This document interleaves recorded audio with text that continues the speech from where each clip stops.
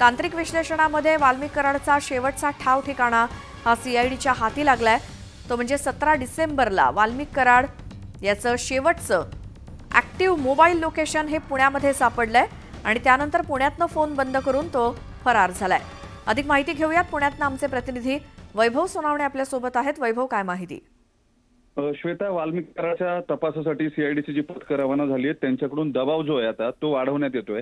दुसरीकडे तांत्रिक विश्लेषणाच्या मदतीनं त्याला शोधायचा प्रयत्न जेव्हा करण्यात आला तेव्हा जी महत्त्वपूर्ण माहिती सीआयडीला मिळाली आहे त्यामध्ये 17 तारखेला शेवटचं ऍक्टिव्ह लोकेशन जे आहे मोबाईलचं ते सीआयडीला मिळून आलेले आणि ते लोकेशन जे आहे ते पुण्यामध्ये। त्यानंतर वाल्मिक कराडनं त्याचे फोन बंद केले। त्याच्या संबंधित आजूबाजूला जे मोबाईल नंबर्स असतात म्हणजे सोबतचे असलेले कार्यकर्ते जे आहेत त्यांचे सगळ्यांचे फोन एकत्रित बंद करण्यात आले आणि त्यानंतर तो फरार झालेला आहे। त्याचा तपास जो आहे तो सीआयडीच्या जवळपास 30 पथकांकडून वेगवेगळ्या राज्यांमध्ये देशाच्या नेपाळ बॉर्डरवरती बऱ्याच ठिकाणी करण्यात येतोय। त्याचबरोबर पुण्यामध्ये सुद्धा लक्ष केंद्रित करण्यात आलंय सीआयडीकडून, कारण इथं त्यानं शेवटचं त्याचं मोबाईल लोकेशन जे आहे त्याचा ठाव ठिकाणा हा पुण्यातला मिळालेला होता। त्याच्यामुळे पुण्यात आउटस्कर्ट्समध्ये किंवा इतर बंगले जे आहेत डोंगराळ भागांमध्ये अशा ठिकाणी कुठल्या फार्म हाऊसवर वाल्मिक कराडनं आसरा घेतलाय का, अशा सगळ्या गोष्टी ज्या आहेत त्या चाचपून बघितल्या जात आहेत। त्यासाठी तांत्रिक विश्लेषणाचा आधार घेतला जातोय। त्यात सगळ्यात महत्त्वाची माहिती जी मिळाली आहे त्यामध्ये 17 तारखेला शेवटचं मोबाईलचं ऍक्टिव्ह लोकेशन जे आहे वाल्मिक कराड याचं पुण्यातलं मिळालेलं होतं।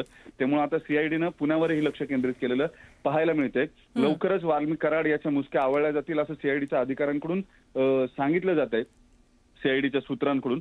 या सगळ्या प्रक्रियेमध्ये सीआयडीनं तपासामध्ये अत्यंत वेग घेतलाय। दोन्ही गुन्ह्यांमधले 2 आरोपी जे आहेत ते सारखे संतोष देशमुख याच्या हत्येच्या प्रकरणातले आणि खंडणीच्या प्रकरणातले।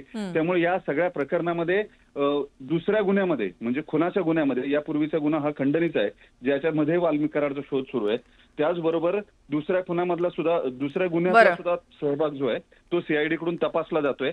त्याच्या अटकेच्या पूर्वी जर तसे काही पुरावे सीआयडीला मिळाले तर या वाल्मिक कराड याला संतोष देशमुख याच्या खुनाच्या प्रकरणामध्ये सुद्धा त्याचं नाव जे आहे ते येऊ शकतं असं अधिकाऱ्यांकडून सांगण्यात येत आहे।